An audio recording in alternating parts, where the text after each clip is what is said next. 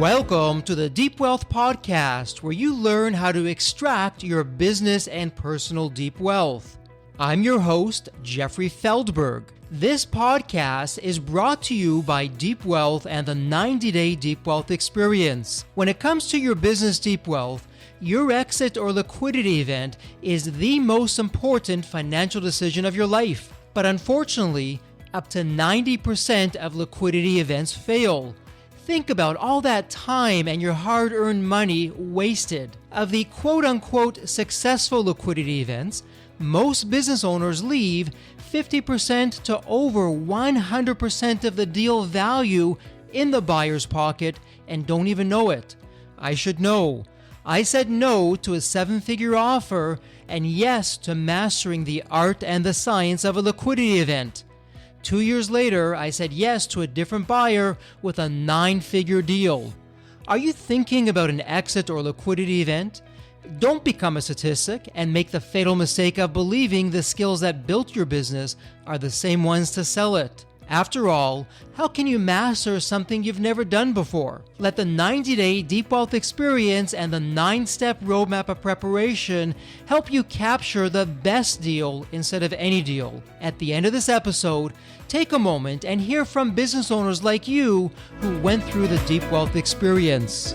Farrow Skincare founder Charles Mayfield's interest in clean food began when, as a personal trainer, he began researching nutrition to help his clients reach their fitness goals and eventually co-authored 3 paleo cookbooks. The more Charles learned, the more he realized it's not just the kinds of food we eat that impacts our health, but also the way that food is grown. He spent years researching farming techniques that are better for the environment and for the welfare of the animals, and when Charles learned about regenerative farming, he was hooked. Charles's vision for Farrow Skincare is to operate at a scale that's more human than machine and create jobs that support the community. Charles plans to leverage the success of both businesses to build awareness and support for regenerative farming and to create opportunities for other regenerative farmers to bring their sustainably grown products to market. Through Farrow Skincare, Charles has seen thousands of customers dramatically improve their health by removing toxins and preservatives from their diets. Farrow Skincare is the next phase in highlighting the benefits of regenerative farming for both people and the planet. One small shift to clean and healthy skincare products is another step forward in removing toxins from our lives and healing our communities and our environment. Welcome to the Deep Wealth Podcast. And as you heard from the introduction, we have a terrific guest who really straddles both the business side and the health side. So business owners, you're looking to expand, start a new division, create a market disruption. Let's hear what Charles has to say. He'll talk to us about crossing that first year of business and the amazing things that he's done, but also on the health side for all you out there who maybe you want to look good, but the products that you're using just don't do that for you, actually have you in pain or create discomfort. We'll talk all about that as well. But Charles, I got to stop myself there. I can just keep going and singing your praise. Welcome to the Deep Wealth Podcast. An absolute pleasure to have you with us. And Charles, there's always a story behind the story. What's your story, Charles? What got you to where you are today? Jeffrey, I appreciate the time. It's a real honor to be here. I grew up in my mother's kitchen and my dad's workshop. That's preparing food and woodworking, metalworking, things of that nature. Mm-hmm. I got into health and fitness. Post-high school, I was a high school athlete, always been athletically inclined, but many years post-college, I happened upon the CrossFit community. For your listeners that aren't aware, sort of a group fitness craze that really cranked up in the late 2000s.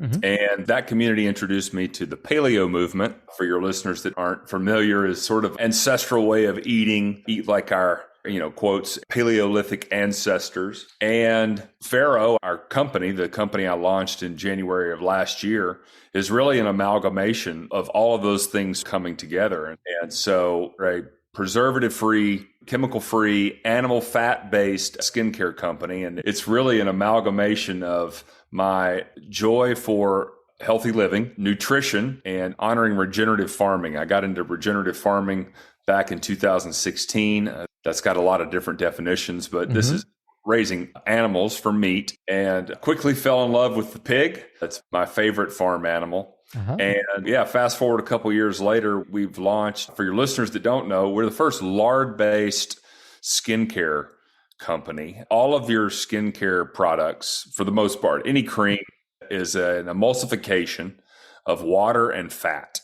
And on the fat spectrum, you've got a lot of options. You've got plant-based oils, seed-based oils, you have animal fat, and then there's an emulsifier in between. And through some trial and error and a number of different things, I ultimately cast this healthy living nutrition lifestyle type lens over on skincare and found it to be quite concerning. The number of chemicals and preservatives that were in the products on the shelf. Through my own system of trial and error, I can get into the super origin story of Farrow in a minute, but through my own sort of course of trial and error, I really decided that we needed to get the water out of skincare. And so, yeah, we have a full fat, preservative, chemical free skincare line, very small SKUs, only a handful of SKUs for our little company. However, it's been a lot of fun. It's been an amazing first year journey so far. And that's a quick explanation of the origin. No, Charles, I absolutely love that. And we'll straddle both the business side and the health side and combine them.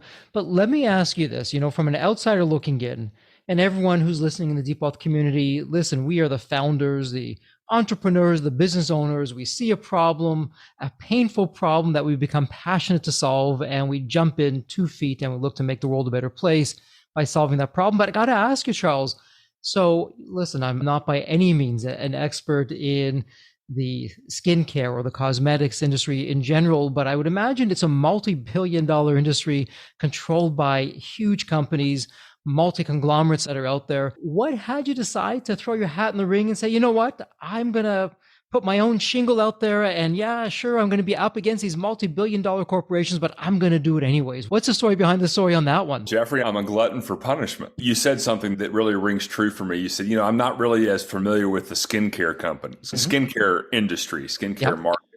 And candidly, I will tell you, neither am I. I'm getting there. However, I do have about 10 to 15 years experience in the food industry. So as a health coach, and my ex-wife and I co-authored a number of cookbooks in the paleo and healthy living space. And what I can tell you definitively is that the food world in our country and the skincare world look a lot alike. And the skincare market is dominated by a very few number of players, the same as big food, big ag. And it's just chock full of preservatives, chemicals. The easiest thing I tell people, and you know this, is they say, if you can't pronounce it, don't eat it. Right.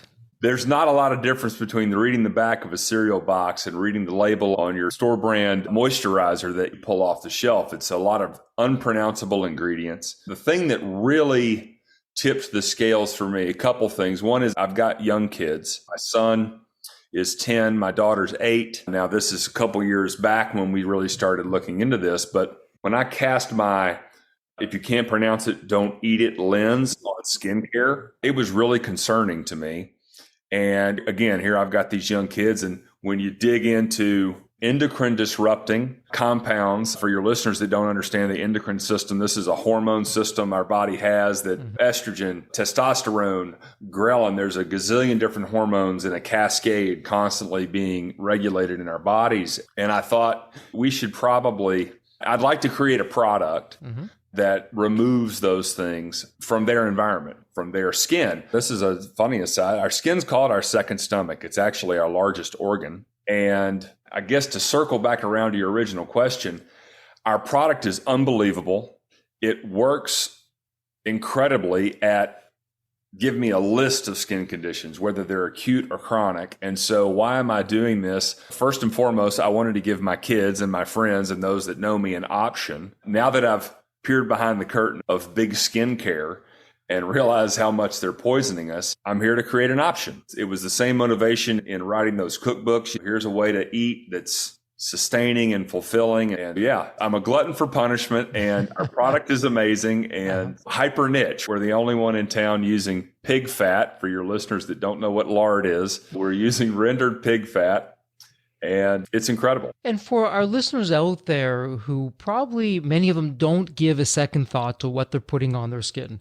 And Charles, you alluded to it earlier that our skin is really one of the largest organs in the body. And I like how you said it's a second stomach. In essence, whatever we put onto it, it's absorbing.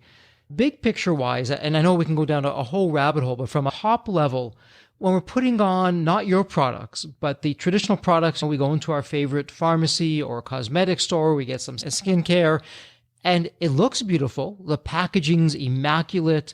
The jars that they're in look terrific. Everything looks so wholesome. But to your point, there's all these chemicals that we can't pronounce. So what's going on when we put these chemicals onto our skin, onto our face, onto other parts of our body? What's happening to us? What are we inadvertently doing to ourselves? Great question, Jeffrey. So fortunately, when you launch in a very saturated, crowded market and you're hyper niche, you get to have lots of uncomfortable conversations. For your listener, there's two answers there. One is every single one of us is walking around with anywhere from 5 to 7 pounds. That's pounds of microorganisms living in and on our skin. The human microbiome, if you want a clickable sort of search term there, but we know less. It's sort of the new frontier. We know less about the microbiome on humans and certainly on the earth than we know about outer space. And we know quite a bit about outer space, but we're still exploring. There's actually a huge global microbiome project going on now. I think it's about its 5th year, which is very encouraging. But for your listener, you can't see it, but on top of your skin and in the hair follicles and in your gastrointestinal tract, all over and inside our bodies are these bugs. And I'll tell you a quick funny story. When I first happened upon discovering what we call the healing power of the lard, I did what any aspiring entrepreneur or tinkerer in the kitchen does. You go to the internet and you search in DIY skin creams. And I mentioned earlier in the conversation, these skin creams have water and fat, and in the middle is an emulsifier. Okay. And so the early tests, Jeffrey, what I did was I got a really awful sunburn back in 2019. Okay. And in a moment of desperation, I decided to slather the lard that was in my refrigerator that I had rendered to cook with. I slathered it all over my skin. And lo and behold, the sunburn was gone in a matter of days, and then I never peeled. If you've ever had a really bad sunburn, there's one thing you can inevitably count on, and that's that you will peel. So that was the light bulb moment. Fast forward to DIY skin creams, and it's water emulsified with fat. The first 2 months of testing this stuff, I could never keep a batch of cream from going rancid. And within a matter of a week or 2 weeks, I'd put them in the fridge. I'd do all sorts of things. They would always get moldy and bacteria would start to grow. This is an explanatory story to tell your listeners and you that if you're taking a store-bought cream, I guarantee you the first ingredient is water. They're starting to just put agua instead of water because that sounds nicer. But if you're buying a shelf-stable cream in the supermarket or the drugstore, the first ingredient is water. If the first ingredient is water, then there are chemicals and compounds in that cream that kill bacteria. And thankfully they are, because otherwise you'd open up your jar of stuff and it would be full of mold and bacteria. And Charles, just to be clear for the listeners, whether it be something that's a few dollars to tens of dollars to hundreds of dollars, it's all the same. Am I correct in saying that? It is all the same, barring a handful of maybe one company's using a different emulsifier or maybe they're using a different fat source. But at the end of the day, Jeffrey, it's a lot like the water market. You can go into a convenience store tomorrow and there's 15 different brands of water, and one costs $1 a bottle and one costs $4 a bottle. And it's marketing and it's a lot of things. It's not consumer driven stuff. It's all marketing and pomp and circumstance. The point is, we've got these bugs living on and in our skin, and we don't really know what they're doing. We're trying to learn that, but they're not there haphazardly. These are microorganisms that we have co-evolved and coexisted with for a long time.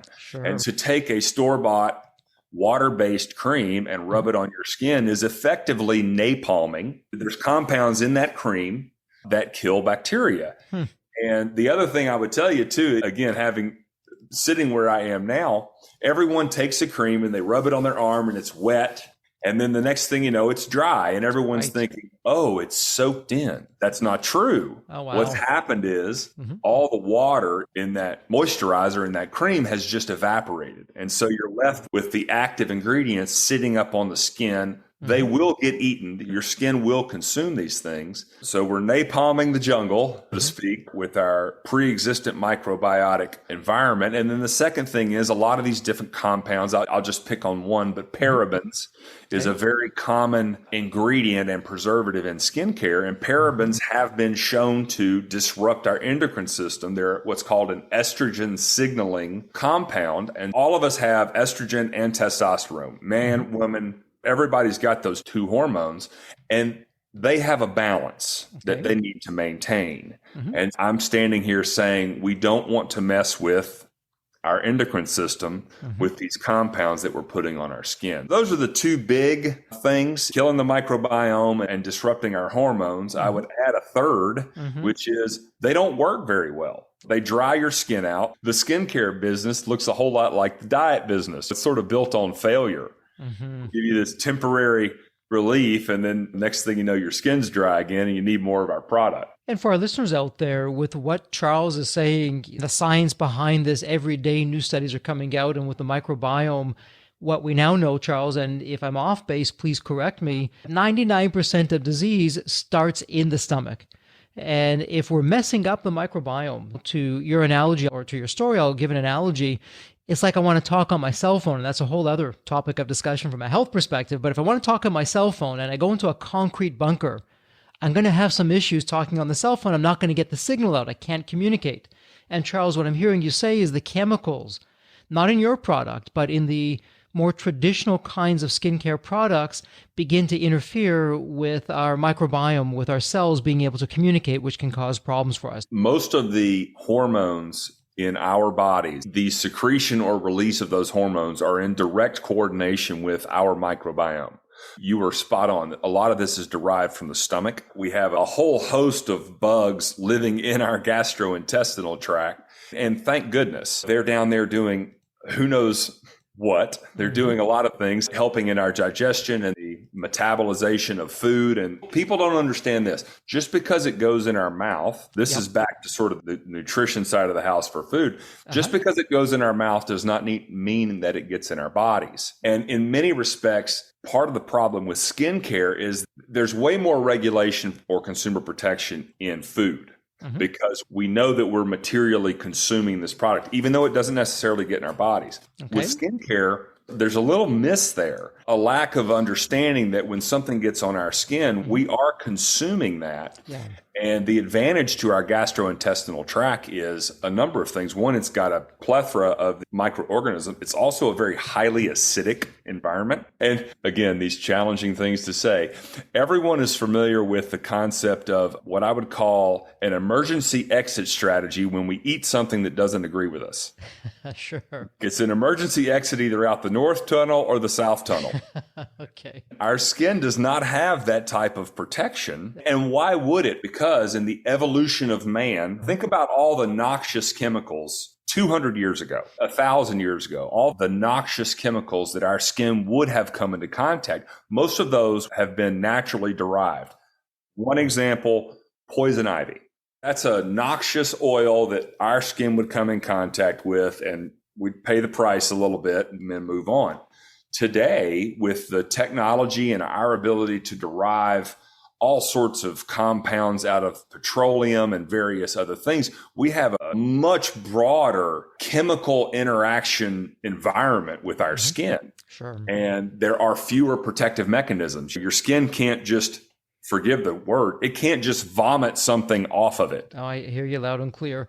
And Charles, before we go more into the benefits of the product, and we'll talk about the lard base and what's going on with that, let's go back to the business side for just a moment, because I know there's our listeners in the community who are hearing, okay, wow, Charles, you went up against multi-billion-dollar entities. You didn't necessarily know the ins and outs of all of what they're doing, but here you are a year later, and you survived. And by the looks of the testimonials that I saw on your website, Charles, you're not just surviving, you're thriving. Sure, you can always grow, and that's coming, but what business can't grow? You're doing some amazing things and you're getting some results. For our listeners out there who want to create a market disruption, perhaps go into a new market, take on big corporate, whatever the case may be, what have you learned in the past 12 months of going up against these huge corporations in a well-established marketplace, of how you're here still living another day and thriving? Jeffrey, I would say the one thing, you always have a marketing problem. And this is my first run through the real soup to nuts entrepreneurial adventures. I've had some various exploits in the past, but we're completely vertical. And I recall early on, we handcraft all of our creams. And I recall just sleepless nights, getting up worrying about what happens if I get 100 orders tomorrow or whatever the case may be. Looking back now, I think that was wasted energy. You always have a marketing problem. Having said that, being patient has been, I think I'm trying to be patient. I continue to be patient. I was just in Texas a couple weeks ago, and we have a phenomenal product. And for anybody that's wanting to challenge the big juggernauts and bring something unique and hyper niche, first and foremost, believe in your product. And secondly, have a real mirror moment and make sure our product is better. And here's why. You can really be patient. The comment was made in Texas was, man, this company's going to grow one handshake at a time. And I'm immeasurably grateful to be on your podcast today. I actually really enjoy your podcast guests, especially as a young startup thinking down the road to sort of a deep wealth moment. It's been really earth shattering for me. But yeah, for anybody wanting to jump in, I would say hammer your product down. It's a marketing problem, but be patient. I love that. Be patient, one handshake at a time. And really, you're going back to basics of where hopefully others will follow, because it's really a bespoke product, handcrafted, made in America. It's just pure every which way you look at it. And speaking of pure, for some listeners out there who caught you at the beginning saying, okay, Charles, I love your origin story of how this came to be. You had a massive burn. You're trying to figure something out for yourself. You're in a lot of pain. It worked. You then went on to perfect that. You can have the product last, and you figured out all these different ways of taking the absolute best and bringing it to market. But lard, what's with lard? Firstly, I haven't heard that term in ages, they may be thinking, and isn't it oily and comes from an animal? Maybe that's not good. Are we treating the animals perhaps not great because I can go out and get plant-based kinds of skincare? No animals are being tested or harmed. For those listeners that are on that particular bandwagon, and no judgment, what would you say to them? That is a fantastic question, Jeffrey. You don't get Farrow without raising a healthy, happy animal. We are foundationally built on regenerative agriculture. I alluded to it a little bit, but yeah, I've got about 6 years hands-on experience raising pasture-based animals. There are a lot of people, it's a niche but growing community of what I would call regenerative farmers. And I like the intuitive answers. We're not a plant, despite all the hype. This is not me bemoaning coconut oil or shea butter or any of these plant-based oils, but that's just not perfectly aligned with our biology. Okay. And pigs actually are. We have a mutual friend. I just listened to his second or third interview with you, Dr. Phil Ovadia, and I've known Phil for a number of years. Phil's a heart surgeon. And I can guarantee you, if you called Phil right now and asked him, his surgical training was on pigs. And I'll bet if you pinched him a little further, he would tell you that he's using the valves of pig hearts to repair the valves in human hearts. The biology, which is really what skincare boils down to. Skincare is about a biological match with human biology, human anatomy. And this, we're talking about pH. We're talking about the natural balance of lipids in a fat. This is the ratios of saturated, polyunsaturated, monounsaturated fats. And then thirdly, we're also talking about the trifecta of skincare from a vitamin standpoint, which is vitamins A, E, and D. Pigs are similar to humans that we train our surgeons on them and use their organs inside human bodies. But more importantly, pigs metabolize all these vitamins the same mechanistic way that humans do. If you raise a healthy, happy pig on pasture, I tell people our pigs have one bad day. And if you do that, then they metabolize all of these vitamins and minerals that our skin craves. The pH is a spot on match with our biology, all of these various things. Now, to address the no animal was harmed in the making of this cream, first and foremost, I can't say that. What I can say is that every animal that was used to not only feed people, feed my community, but also manufacture and make these creams, lived its absolute best life, was given a very honorable and sacred death. And again, these are the hard conversations that I'm always happy to have. There is no agriculture on this planet that is without death. Life is precious because we hadn't figured out how to get past death yet. And there's a video on our website of me talking about how much I love pigs.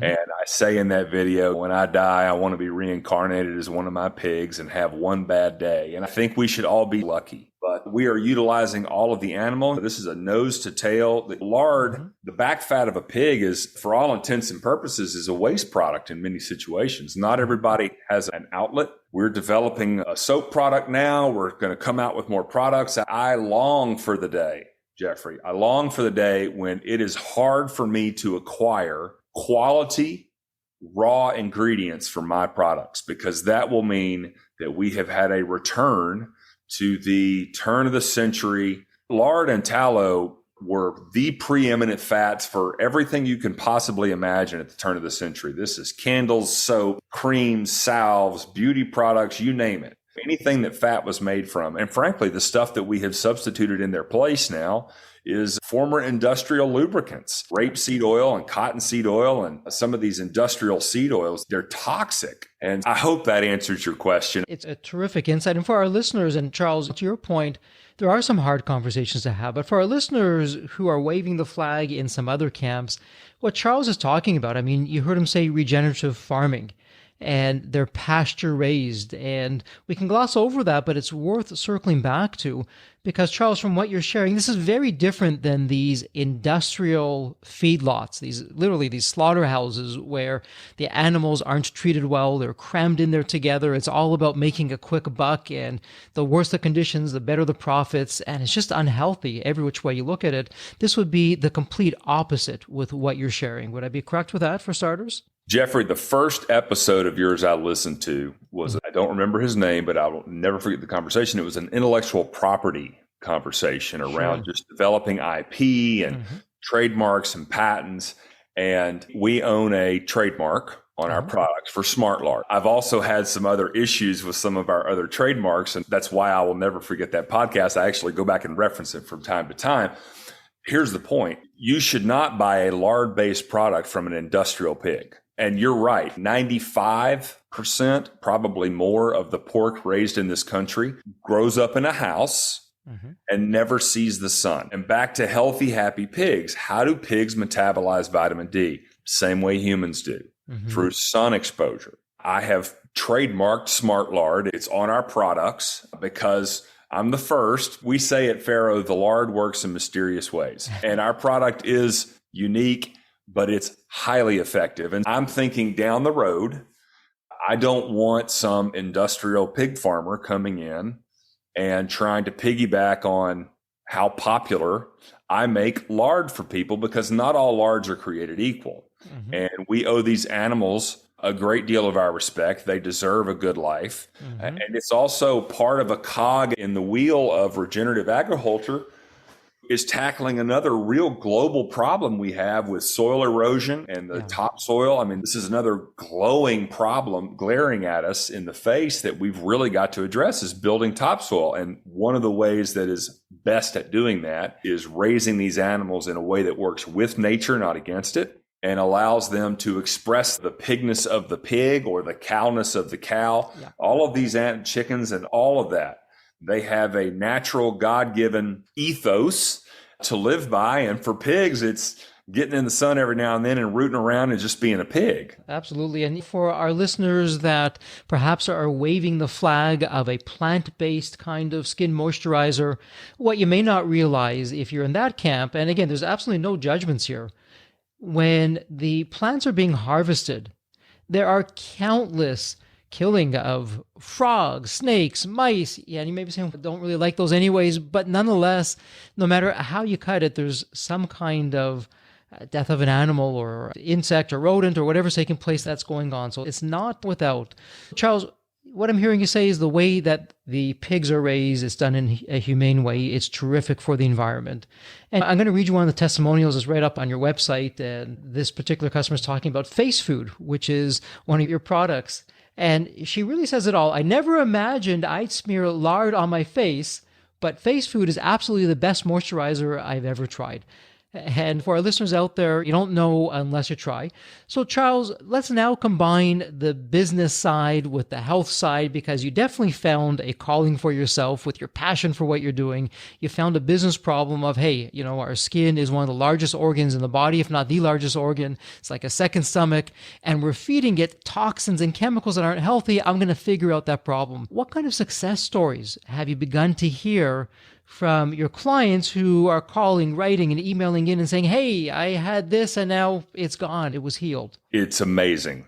It's amazing what I hear on a almost daily, but certainly weekly basis. I'm going to try not to get in a lot of trouble here, because when you start making claims, that's when the federales can call you. But I will tell you, for your listeners, you basically have two types of skin conditions, what's called an acute condition or a chronic. Okay, start there at that sort of delineation point. Acute skin conditions might be something like a sunburn, infrequent, happened and here and it's gone. I will tell you that for almost any acute skin condition, whether it's just dry, cracked, rash, sunburn, our product is absolutely diaper rash. Here's a good one. I haven't had a razor burn in 2 years. Wow. It's unbelievable. And those are all sort of acute pop-ups. For your listener, I would say on the chronic side, we can just start naming them off. Eczema, psoriasis, cheilitis, rosacea, a lot of these various skin conditions that pop up. Again, for your listener, you're really talking about two sides of a coin there. And one of them being there's usually an underlying nutrition situation that they really should consider addressing. It's usually on the autoimmune spectrum. That's from the inside out, but this whatever is manifesting on the skin is the symptomatic expression of that autoimmune condition. And I will tell you, whether it's eczema, psoriasis, cheilitis, you name it, we probably get an email or a text or a call every week from somebody that just said, thank you. I've never had a product that people say it all the time that feeds my skin the same way. And Jeffrey, to be fair, I would tell all your listeners, 50% of why our products are so amazing is because what's not in them, to be fair. But again, the lard works in mysterious ways. The biological mimicry between healthy, happy, properly raised pigs and humans is hard to ignore. And yeah, regardless of the condition, I would say it's worth a shot with Farrow. And so really the takeaway of what I'm hearing here from you, Charles, you've come up with really your blood, sweat, and tears, your passion. You've come up with a product. It's healthy. It's natural. And we're not claiming that anything is cured or that we're taking, and there's certainly no medical advice coming out from this. We're just talking about experiences and what you're hearing from clients. But what you're hearing is that certain conditions or irritations that they may have had are being addressed, and they're feeling a whole lot better as a result of it, because really you've gone back to nature and you found a way to bring it to everyone in a way that's sustainable, in a way that's healthy, and in a way that keeps the product the way that it should be. That's it, Jeffrey. That's it. For any of your listeners that are curious, I have a discount code that they can at least save a little on their initial purchase if they're interested. And do you want me to tell the code? I mean, we're going to put this in the show notes for everything. For our listeners, you'll go to the show notes. The discount code, which we're going to hear in just a moment, will be in there. We'll have a link to the website and to Charles. Yeah, absolutely, Charles. What's that discount code? Deep Wealth. Hey, wow. Doesn't get any easier. I don't want them to have to remember too many things.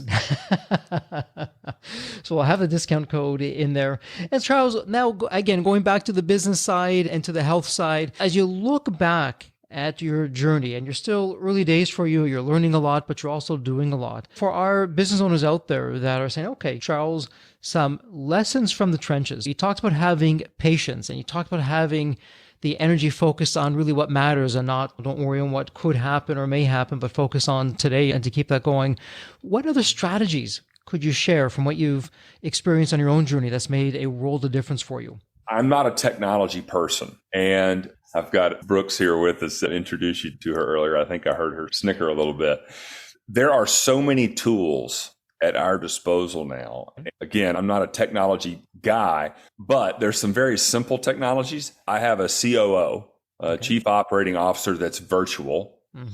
And everything happens here in East Tennessee. So to be able to find talent that is not necessarily in your backyard, I would say is one thing that I've learned in the last year is just being able to reach out and ask for help, leveraging technology from a managerial and disciplinary standpoint. Jeffrey, I'm sort of the guy making the creams and going to Texas and sitting in front of the booth. We're about to hopefully take the next step up in sort of the evolution and growth of our business. But it's been nice and comforting to offload some of the thinking responsibility around the business to allow me to do a little bit more of the doing. You know, what do they say? Working in the business versus on it. And that's been a real challenge that I'm continuing to address, but we've really made tremendous strides in the last 6 months.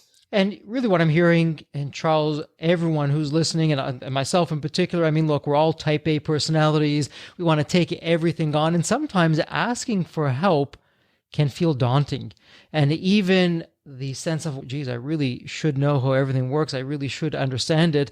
And I'll compare it for myself as an example. I hop into my car, turn it on. I don't know how the engine works. I just know that it drives, and that's really all that I need to know. If I have a problem, I'll take it to a mechanic. On the technology side, you don't have to understand the technology. You'll find someone who does, so you can focus on the bigger picture things that really move the dial for the business. What a terrific strategy on the business side to share, and you're in there in the trenches day in, day out. And again, I love what you said earlier, a handshake at a time. You know, Charles, the truth is we could go down this rabbit hole of health and on the business side and strategies. That said, though, we're bumping up to some time. So I'm going to ask you my favorite question at this point in every episode. It's an honor and a privilege that I have to ask every guest on the Deep Wealth podcast. And here's the question for you. If you think about the movie Back to the Future, you have that magical DeLorean car that will take you to any point in time. Here's the fun part, Charles, is tomorrow morning and you look out your window and there it is. Not only is the DeLorean car there, but the door is open and is waiting for you to hop on in. So you hop into the DeLorean car and you're now going to go to any point in your life. Charles, as a young child, a teenager, whatever point in time that would be, what are you telling yourself in terms of life wisdom or life lessons? Or, hey, Charles, do this, but don't do that. What would that sound like? First of all, I knew the question was coming. Yeah, someone's done their homework. That's right. And I love the question. Jeffrey, I have mulled over this. I'm going to have to go with probably the summer after high school graduation. I would go back then. It's a difficult question to ask because I'm so blessed to be sitting here today with everything that the way it's happened. I wouldn't change a thing, and I would want to maybe twist a knob or turn a few things a little differently starting after high school when it comes to where my attention was focused and various things. But I don't have too many regrets. I'm certainly excited to be here today. You know what, Charles? You are in absolutely terrific company. If there's one theme that comes out from that question, it's what you said of, hey, Jeffrey, if I changed anything, I wouldn't be where I am today. And yeah, I had some bumps along the way, but I love my life the way it is, and I wouldn't change that for anything. And it's something that great minds think alike, and you're right up there with them, Charles. And for our listeners, Charles, who want to find you online, we'll put the website out there, farrow.life, and it'll be in the show notes, FAROW.LIFE. What a terrific domain name, by the way. Congratulations with that. But if our listeners want to reach you, they have a question, where's the best place online that they can find you? Twitter's not a bad spot. Twitter and Instagram are probably our two most active. I have a LinkedIn, keeping back to technology, keeping up with all this stuff. But we have a LinkedIn page, Twitter, DM me on Twitter. That's at Farrow Life on Twitter. Farrow Skin is Instagram. But I would say Twitter and LinkedIn, direct message is probably the best way to get me. Or go to the website. We have a contact form. And you're talking to the guy that answers all the contact submissions at this point. There you go. Terrific. And again, for all of our listeners, we will make this easy as 1, 2, 3. You'll go to the show notes. All the links will be there. You'll point and click and it's done. Charles, speaking of done, we are officially wrapped up with this episode. Truly a heartfelt thank you for sharing your business insights, your life history, your wisdom with us today. We're the better for it. And now having the opportunity of knowing about your products and now that we can use them, we'll be the healthier for it. So thank you so much for doing what you're doing.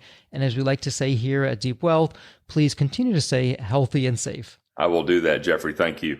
The Deep Wealth experience was definitely a game changer for me. This course is one of the best investments you will ever make because you will get an ROI of 100 times that. Anybody who doesn't go through it will lose millions. If you don't have time for this program, you'll never have time for a successful liquidity. I mean, it was the best value of any business course I've ever taken. The money was very well spent. Compared to when we first began, today I feel better prepared, but in some respects, maybe less prepared, not because of the course, but because the course brought to light so many things that I thought we were on top of that we need to fix. I 100% believe there's never a great time for a business owner to allocate extra hours into his or her week or day. So it's an investment that will yield results today. I thought I will reap the benefit of this program in 3 to 5 years down the road. But as soon as I stepped forward into the program, my mind changed immediately. There was so much value in the experience that the time I invested paid back so much for the energy that was expended. The Deep Wealth experience compared to other programs is the top. What we learned is very practical. Sometimes you learn stuff that is great to learn, but you never use it. The stuff we learned from Deep Wealth experience, I believe it's going to benefit us both.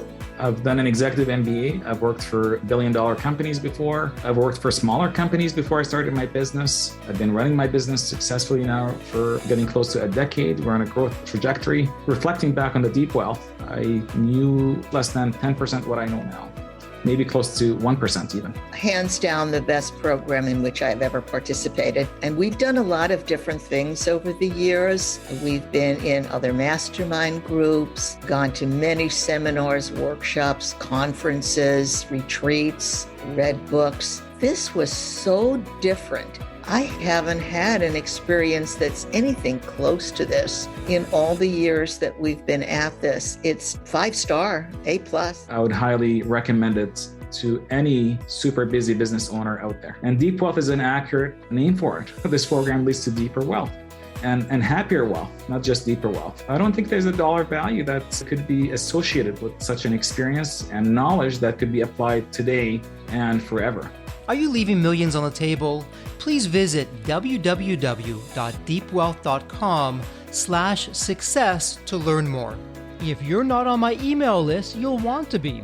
Sign up at www.deepwealth.com/podcast. And if you enjoyed this episode, if it added value, if you walked away with some new insights and strategies, please leave a review on your favorite podcast channel. Reviews help us reach new listeners, grow the show, and continue to create content that you'll enjoy. And as we wrap up this episode, as always, please stay healthy and safe.